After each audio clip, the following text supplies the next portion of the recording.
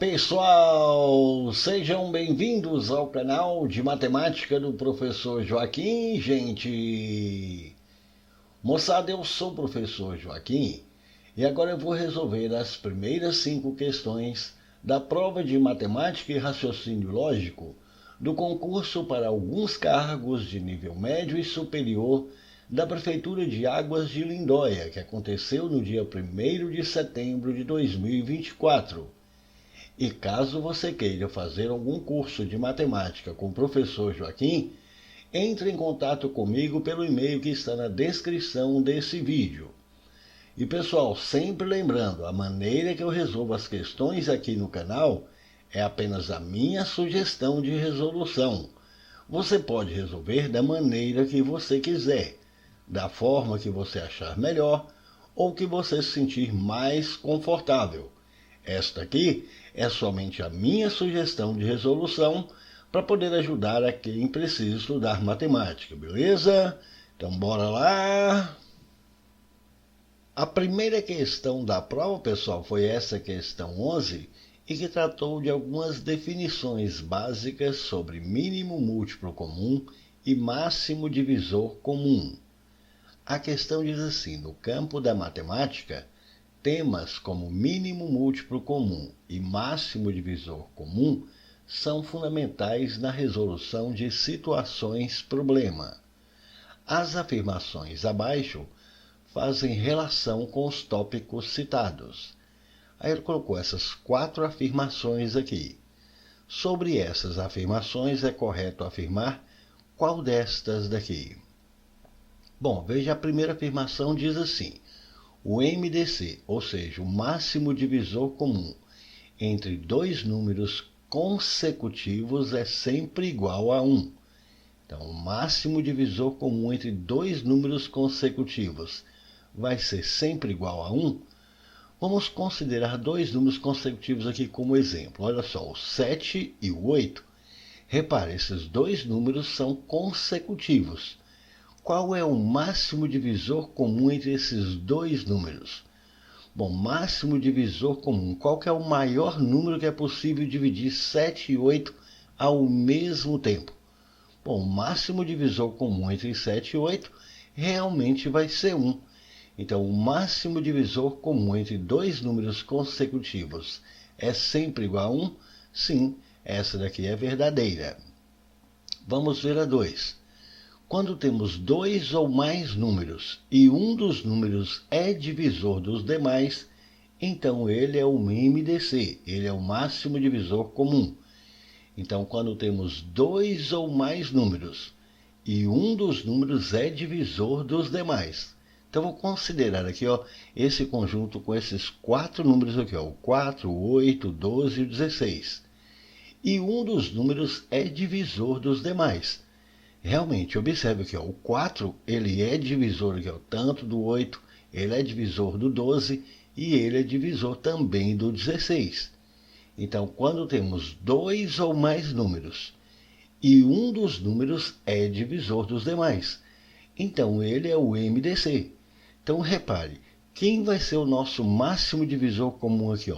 Qual é o número que é possível dividir 4, 8, 12 e 16 ao mesmo tempo? Quem é o nosso máximo divisor comum? Vai ser esse 4.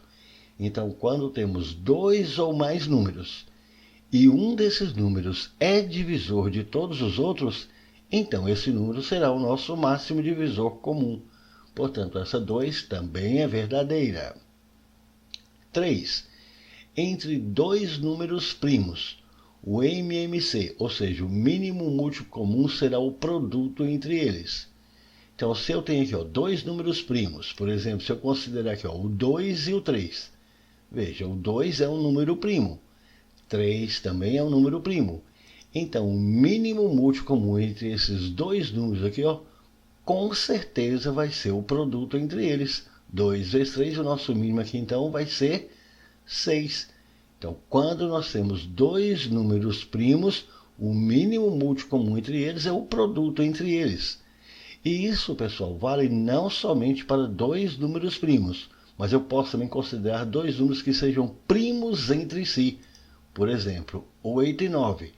Repare, 8 não é um número primo, assim como 9 também não é um número primo.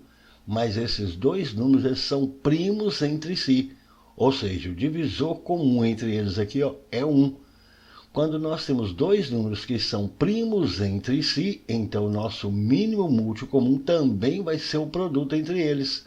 8 vezes 9 aqui vai dar 72. Então, entre dois números primos, o mínimo múltiplo comum será o produto entre eles? Sim, isso realmente aqui é verdade. 4. Entre dois números em que o maior é divisível pelo menor, o mínimo múltiplo comum será o menor deles.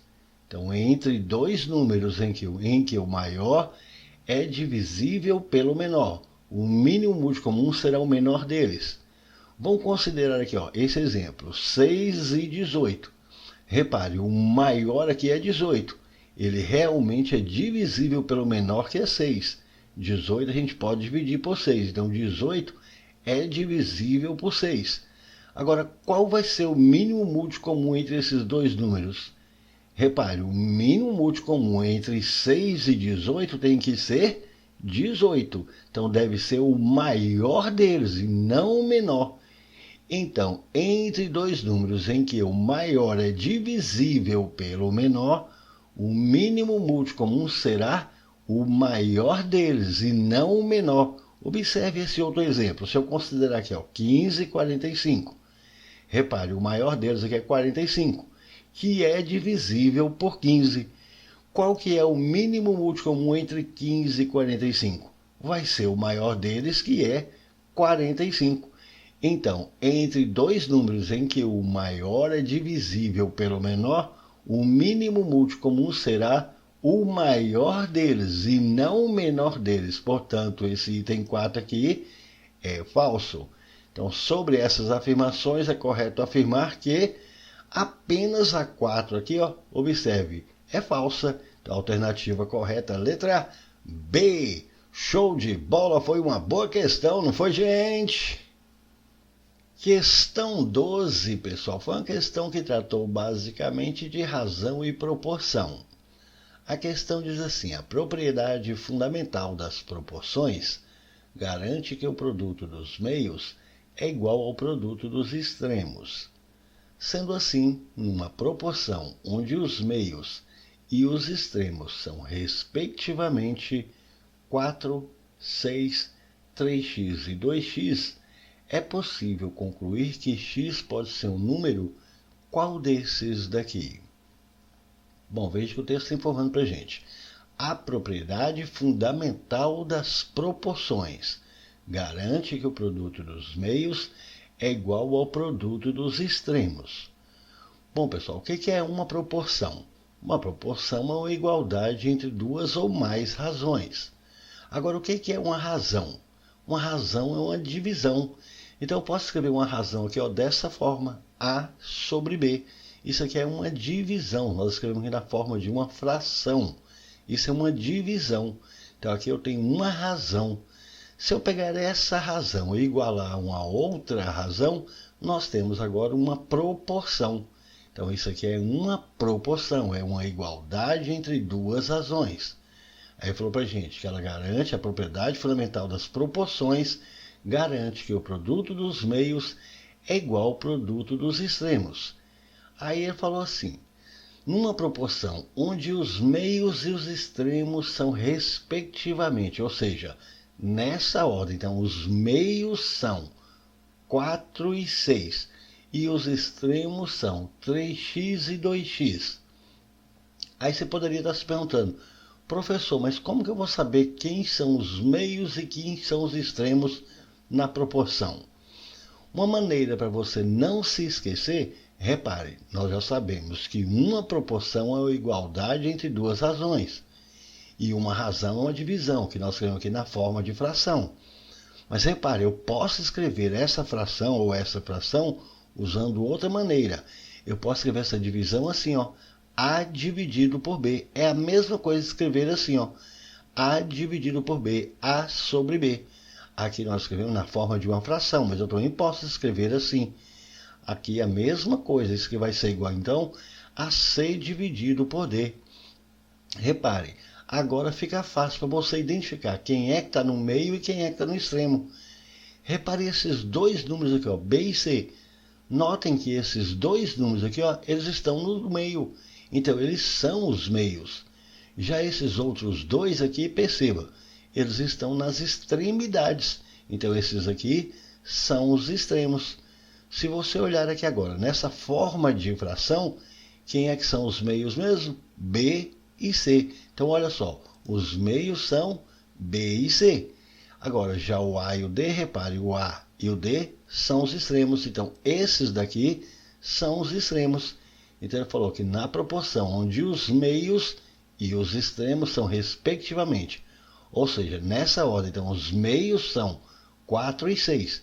Então, os meios aqui, ó, B e C, 4 e 6. Então, eu vou falar que B aqui, ó, é 4 e que o C aqui é 6. Já os extremos são 3x e 2x. Então, os extremos A e D. Então, eu vou falar que o A aqui, ó, é 3x e que o D é 2x. Como ele também informou para a gente que a propriedade fundamental das proporções garante que o produto dos meios é igual ao produto dos extremos, então, o produto dos meios é igual ao produto dos extremos. Ou seja, é só pegar isso aqui, ó, e multiplicar em cruz. Então, eu posso fazer assim, ó, 3x aqui, ó, eu posso multiplicar por 2x, que é igual a 6 vezes 4. Ou 6 vezes 4, o produto dos meios, é igual ao produto dos extremos.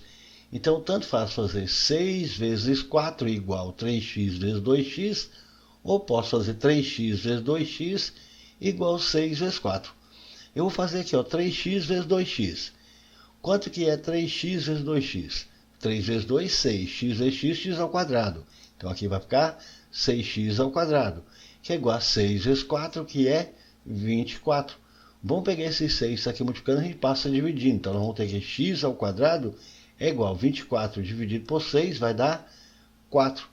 Então, para achar o valor do x, a operação inversa exponenciação é a radiciação. Então, x vai ser igual a mais ou menos a raiz quadrada de 4. E qual que é a raiz quadrada de 4? Raiz de 4 é 2. Então, o valor do x vai ser ou mais 2 ou menos 2. Então, qualquer um desses dois aqui vai satisfazer a essa nossa proporção. Então, é possível concluir que x pode ser um número qual desses aqui? Bom, então repare, o valor de x que nós encontramos foi ou mais 2 ou menos 2. Mais 2 ou menos 2 é um número inteiro? Qualquer um dos dois aqui, repare, é um número inteiro. Tanto mais 2 quanto menos 2 é um número inteiro. Então, essa letra A, ela é verdadeira. É irracional? O que é um número irracional? É qualquer número que você não pode escrever na forma de uma fração. Repare, tanto mais 2 quanto menos 2 você pode escrever na forma de fração.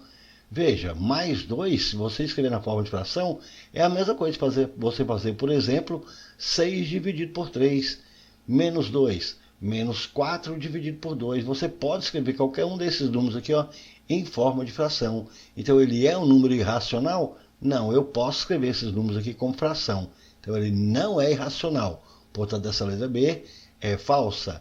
É nulo? Esse número aqui é zero? Não. Então, a letra C também é falsa. É ímpar? Repare, tanto mais 2 quanto menos 2 são números pares, não é ímpar. Então, essa daqui, falsa também. É múltiplo de 7? Nem o mais 2, nem o menos 2 é múltiplo de 7. Portanto, a letra E, falsa também. Assim, a única verdadeira que foi essa da letra A. Show de bola! Foi mais uma boa questão, não foi, gente? Questão 13, pessoal, foi uma questão que tratou de regra de 3 composta. A questão diz assim: o Brasil possui hoje 184.960 animais abandonados ou resgatados por maus tratos sob a tutela das ONGs e grupos de protetores. Dos mais de 184 mil animais tutelados, 177.562, que corresponde a 96%, são cães, e 7.398, que é 4%, são gatos. Os abrigos de médio porte destacam-se por tutelar mais de 60 mil animais. Portanto, são responsáveis por mais de 40% da população de pets disponíveis para adoção.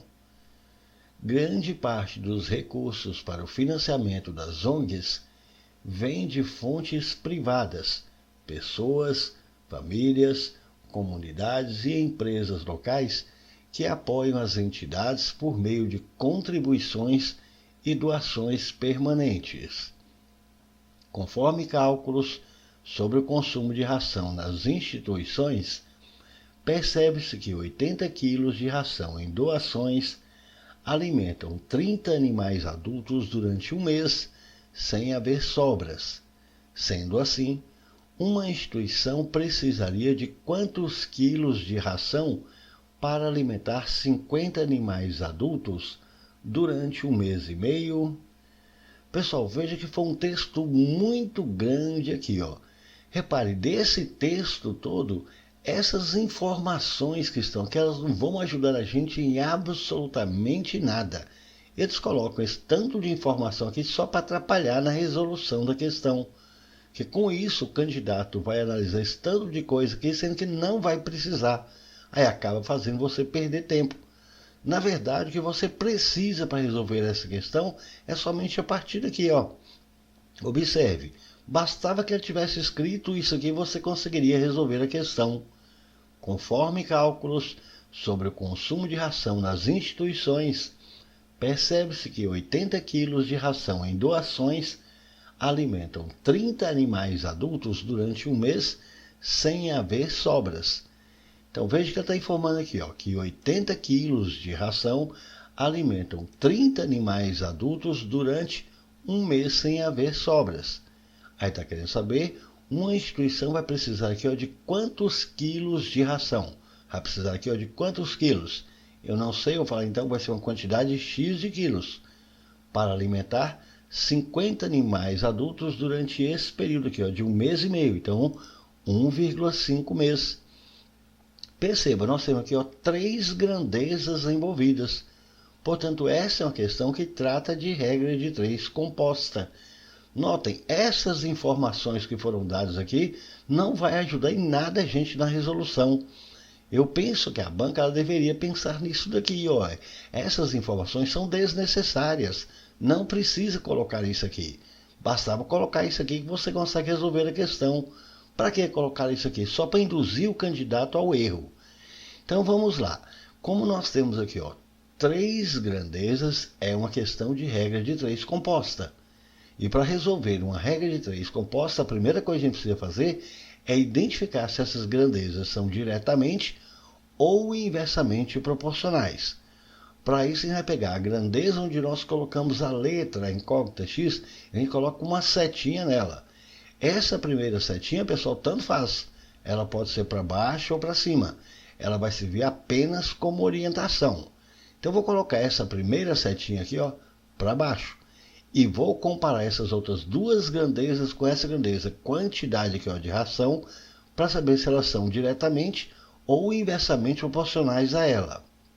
Vamos começar comparando aqui essa grandeza quantidade de animais com essa grandeza quantidade de ração. Então notem, 30 animais aqui consomem 80 quilos. 30 animais consomem 80 quilos. Mas se eu tiver mais animais, se eu tiver 50 animais, o consumo vai ser maior ou menor? Eu vou aumentar ou eu vou diminuir o consumo?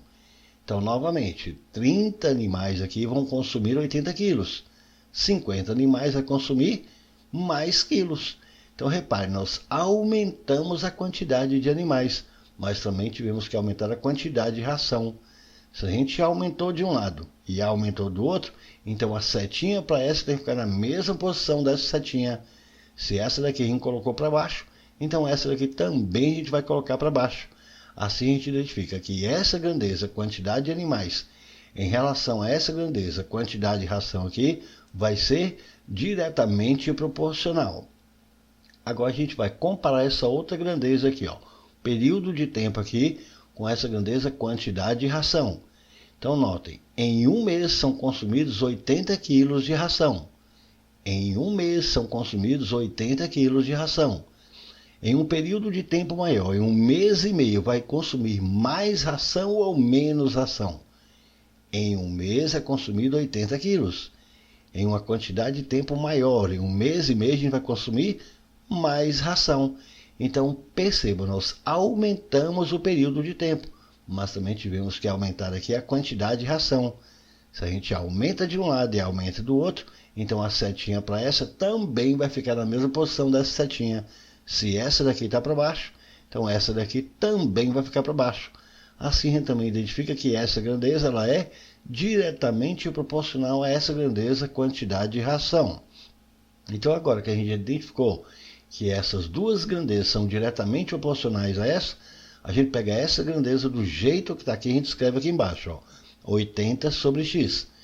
Ela deve ser igual ao produto dessas outras duas grandezas aqui, na ordem que elas estão. As duas estão na ordem direta, são diretamente proporcionais. Então a gente vai colocar na ordem que está aqui, ó, tá 30 sobre 50, então vai escrever aqui, ó, 30 sobre 50. Vezes a outra também na ordem que está. Essa daqui também é na ordem direta, então vezes essa aqui do jeito que está. Então vezes 1 sobre 1,5. E agora, se for possível simplificar, você simplifica para poder facilitar nas nossas contas. Aqui vai dar para cancelar um zerinho em cima com um zerinho de baixo. Então aqui vai ficar 80 sobre x, e aqui vai ficar, vou fazer essas continhas aqui. Então vou colocar aqui, ó, traço de fração. Para multiplicar fração, você multiplica parte de cima com parte de cima, parte de baixo com parte de baixo. 3 vezes 1 aqui, ó, vai dar 3. 5, se você fizer essas continhas, multiplicar por 1,5, você vai encontrar 7,5. Pronto, então 80 sobre x é igual a 3 sobre 7,5. E agora é só pegar isso aí, multiplicar em cruz. 3 vezes x, 3x. Vamos colocar aqui, ó, 3x, que é igual a 80 vezes 7,5. Fazendo essa continha aí no cantinho do papel, multiplicando 80 por 7,5, você vai chegar em 600. Assim, o valor do x vai ser quanto? 3 está multiplicando, você passa dividindo, e dividindo 600 por 3, você vai encontrar que x é 200. Dessa forma, esses 50 animais adultos, durante esse período de 1 mês e meio, vão consumir 200 quilos de ração, e essa resposta tem aqui na letra E. Show de bola, foi mais uma boa questão, não foi, gente? Questão 14, pessoal, foi uma questão que tratou de geometria plana. A questão diz assim: considere o triângulo isósceles ABC abaixo. Sabendo que o ângulo B mede 70 graus, então qual dessas aqui vai ser a correta? Bom, ele está pedindo para a gente considerar aqui, ó, esse triângulo ABC aqui, ó, sendo isósceles. Bom, primeiro, o que é um triângulo isósceles? Um triângulo isósceles é aquele triângulo que possui dois lados iguais. Mas repare, a gente não sabe aqui quais são esses dois lados iguais. A banca não informou isso aqui na questão para a gente. Isso aqui foi uma falha da banca. Eu não sei quais são os dois lados iguais. Aparentemente, pelo desenho, eu poderia pensar que os dois lados iguais aqui, ó, pode ser o AB e o AC. Mas repare, nós não temos essa informação precisa. Nós estamos considerando que o AB e o AC é que são os dois lados iguais. Isso aqui foi uma falha, foi um erro da banca. Ela precisaria ter informado quais são os dois lados iguais. Para a gente poder resolver a questão, eu vou considerar que o AB e o AC é que são os dois lados iguais. Então, considere o triângulo isósceles ABC abaixo. Então, vou considerar que o lado AB é igual ao lado AC. Então, aqui nós temos esse triângulo ABC. Mas repare, aqui na questão, ele não está informando para a gente quais são os dois lados iguais. Poderia perfeitamente os dois lados iguais ser AB e BC, como poderia ser também AC e BC. Não necessariamente precisa ser AB e AC. A questão não informou para a gente quais são os dois lados iguais. Apenas diz que temos um triângulo com dois lados iguais. Isso aqui foi uma falha, foi um erro da banca. Para poder resolver a questão, eu vou considerar que os dois lados iguais são AB e AC. Não é porque está parecendo que são iguais que eles são iguais, não. É necessário que tenha informado na questão. Aqui não está sendo informado. Então, para poder resolver a questão, eu vou considerar que os dois lados iguais são esses aqui, ó. AB igual a C. Então, considere o triângulo isósceles ABC. Então, é um triângulo isósceles, eu estou considerando que os lados iguais são AB e AC. E esse terceiro lado aqui, ó, que é o lado diferente, é a base de nosso triângulo isósceles. Aí ele falou que B mede 70 graus. Então, o ângulo B aqui, ó, mede 70 graus. Bom, agora repare, nós também sabemos que tem um teorema dos triângulos isósceles que diz que nos triângulos isósceles os ângulos da base são iguais. Então, BC aqui é a base. Então, os ângulos da base são iguais. Então, se esse ângulo B é de 70, esse ângulo C também é de 70. Por outro lado, a gente tem um outro teorema que diz que a soma dos ângulos internos para qualquer triângulo é 180 graus. Portanto, se eu somar aqui, ó, este ângulo A, mais esse ângulo B, que é 70, mais esse ângulo C, que também é 70, isso tem que dar 180 graus. 70 mais 70 aqui, ó, 140. Vamos pegar esse 140 e passar aqui para o segundo membro. Então, nós vamos ter que o ângulo A vai medir 180 menos 140, vai ser, então, 40 graus. Pronto, agora eu já sei que esse ângulo A mede 40 graus. Então, de posse dessas informações, agora a gente vai analisar aqui as alternativas. Na letra A está dizendo 180 menos esse ângulo A mais o ângulo C igual ao ângulo B. Vamos pegar essa primeira alternativa e vamos escrever aqui embaixo. Ó, 180 menos A mais C igual a B. Só que eu já sei que A é quanto? A é 40. E o C? O C é 70. E o B? B também é 70.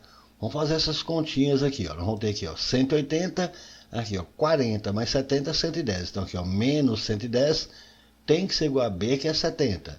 180 menos 110 realmente vai dar 70. Portanto, de fato, essa alternativa da letra A, ela é verdadeira. Vamos ver a letra B. Na letra B a gente tem aqui, ó, que o ângulo A mais o ângulo C menos o ângulo B é 180. Então, vamos pegar isso e vamos escrever aqui. A mais C menos B igual a 180. Quem é o A? O A é 40. Quem é o C? O C é 70. E o B também 70. Fazendo essas continhas aqui, ó, 40 mais 70, que vai dar 110, menos o B, que é 70, isso vai dar 180. 110 menos 70, isso aqui vai dar 40, e não 180. Portanto, essa letra B é falsa. Vamos ver a letra C. O ângulo B e o ângulo C são ângulos complementares. O ângulo B e o ângulo C são complementares? O que são ângulos complementares? Dois ângulos são complementares quando sua soma tem que dar 90 graus. Se eu somar esse ângulo com esse que vai dar 90? Não, então B e C não são complementares. Então essa daqui, falsa também. Letra D. O ângulo A e o ângulo C são ângulos suplementares. O ângulo A e o ângulo C são suplementares. O que são ângulos suplementares? Dois ângulos são suplementares quando a soma deles aqui, ó, tem que dar 180 graus. Então, se eu pegar esse ângulo, somar com esse aqui vai dar 180, 40 mais 70 vai dar 180? Claro que não. 40 mais 70 dá 110. Então, essa da letra D também é falsa. E, finalmente, letra E. O ângulo A e o ângulo B são ângulos replementares. O ângulo A e o ângulo B são replementares? O que são ângulos replementares? São dois ângulos que somados tem que dar 360 graus. Então, se eu pegar esse ângulo A, somar com esse ângulo B, vai dar 360? 40 mais 70 dá 360? Não. Portanto, essa letra E também é falsa. Assim, a única alternativa correta foi essa da letra A. Show de bola, foi uma boa questão, mas aqui teve essa falha. Ele não informou para a gente que nesse triângulo isósceles, quais são os dois lados iguais. Mas foi uma boa questão, não foi, gente? Questão 15, pessoal, foi uma questão que tratou basicamente do Teorema de Pitágoras. A questão diz assim: um barco sai de um cais situado no ponto A, percorre 5 milhas náuticas para leste até chegar em B. Em seguida, 3 milhas sentido norte, chegando em C, 2 milhas a oeste até o ponto D, e após isso retorna ao ponto A. Considerando o trajeto do barco saindo de A e retornando à origem, quantas milhas náuticas foram percorridas? Bom, pessoal, veja que o texto está falando que esse barco sai de um cais situado no ponto A, percorre 5 milhas náuticas para leste até chegar em B. Em seguida, 3 milhas sentido norte, chegando em C. Depois, 2 milhas a oeste até o ponto D. E após isso, retorna ao ponto A. Aqui, para poder facilitar a nossa visualização, vou colocar aqui a rosa dos ventos. Então, nós temos aqui norte, sul, leste e oeste. Ele informou que esse barco ele sai de um cais, está situado aqui em um ponto A. Então, saiu aqui desse ponto A. Ele percorre 5 milhas náuticas para leste até chegar em B. Então, para leste, ou seja, para a direita, ele sai aqui de A e vai percorrer aqui até chegar em B, percorrendo 5 milhas. Aí falou que em seguida ele vai colocar agora 3 milhas sentido norte. Então, a partir de B, ele vai percorrer aqui 3 milhas sentido norte. Então, se é sentido norte, tem que ser para cima. Então, a partir de B aqui, para cima, até chegar agora em C. E percorreu aqui 3 milhas. Depois 2 milhas a oeste até o ponto D. Então, a oeste, então aqui para a esquerda agora. Então, de C aqui para a esquerda até chegar no ponto D, ele vai percorrer 2 milhas. E após isso, ele vai retornar ao ponto A. Então, de D aqui, ele vai voltar aqui para o ponto A. Aí, falando aqui no texto, considerando esse trajeto do barco saindo de A e retornando aqui à origem, ele quer saber quantas milhas náuticas foram percorridas. Então, ele quer saber qual foi a distância percorrida por esse barco. Então, é só a gente somar tudo isso aqui, Então, a gente vai somar aqui, essa distância aqui que é 5, mais essa distância que é 3, mais essa distância que é 2, mais essa distância AD que a gente não sabe ainda. A gente precisa encontrar o valor dessa distância AD. E como vai fazer para determinar essa distância AD? Observe, ele veio deslocando aqui, de A até B aqui, no rumo leste.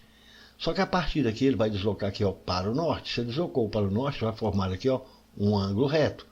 Então, para o norte aqui, quando chegou aqui, ele deslocou agora para o oeste. Se ele deslocou para o oeste, formou aqui um outro ângulo reto, um ângulo de 90 graus. Então, vou fazer o seguinte, quando chegar aqui em D, eu vou traçar aqui, pelo vértice D aqui, eu vou traçar uma paralela a esse lado até chegar aqui, Então, vamos traçar aqui, esta paralela. Se nós traçamos essa paralela a esse lado, e se esse ângulo é reto, então esse daqui também vai ser reto.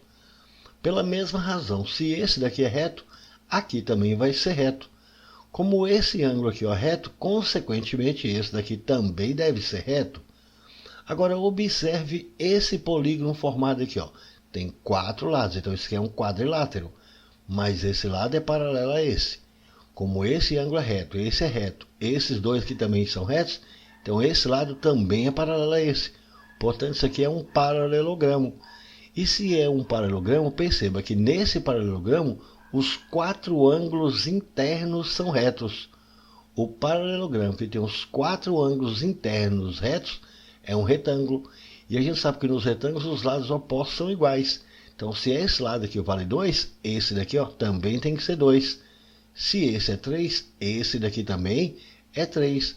Agora, como todo esse lado aqui vale 5, e só esse pedaço aqui é 2, só esse pedaço daqui até chegar aqui tem que ser quanto? Só pode ser 3. Agora, observe, como esse ângulo aqui é um ângulo reto, observe esse triângulo formado aqui, Notem, é um triângulo que possui um ângulo reto. O triângulo que possui um ângulo reto, esse triângulo é um triângulo retângulo. Nesse triângulo retângulo, esses dois lados que formam o ângulo reto aqui são os catetos. E esse lado maior aqui do triângulo retângulo que a gente está querendo encontrar aqui é a nossa hipotenusa. Então aqui a gente pode aplicar o teorema de Pitágoras. O quadrado da hipotenusa vai ser igual à soma do quadrado dos catetos. Portanto, a medida de AD aqui ao quadrado vai ser igual a esse cateto 3 ao quadrado, mais esse outro cateto 3 ao quadrado. Fazendo as continhas aqui, ó. 3 ao quadrado aqui é 9. 3 ao quadrado vai dar 9. 9 mais 9 vai dar 18. Para a gente achar a medida de AD, operação inversa e exponenciação é a radiciação. Então, AD vai ser igual a raiz quadrada de 18. AD igual a raiz de 18. Agora, repare, 18, se você também fatorar, você vai encontrar que é 9 vezes 2. E a raiz do produto é o produto das raízes. A raiz quadrada de 9 é 3. A raiz de 2 deixa indicado. Então, AD vale 3 raiz de 2. Então, já sei que essa medida de AD aqui, ó, é 3 raiz de 2. Então, já sei que esse valor de AD é 3 raiz de 2. Então, agora aqui é só fazer essas continhas. 5 mais 3, 8 mais 2, 10 mais 3 raiz de 2. Assim, a distância percorrida por esse barco aqui foi de 10 mais 3 raiz de 2 milhas. Procurando isso aqui nas alternativas, a gente tem isso na letra E. Show de bola, foi uma bela questão, não foi, gente? É isso aí, pessoal, gostaram? Então deixe um like, compartilhe e comente, porque dessa forma poderemos continuar ajudando muitas outras pessoas que gostam e que também precisam estudar matemática, beleza? Valeu, gente, um abraço e até o próximo vídeo. Tchau, pessoal!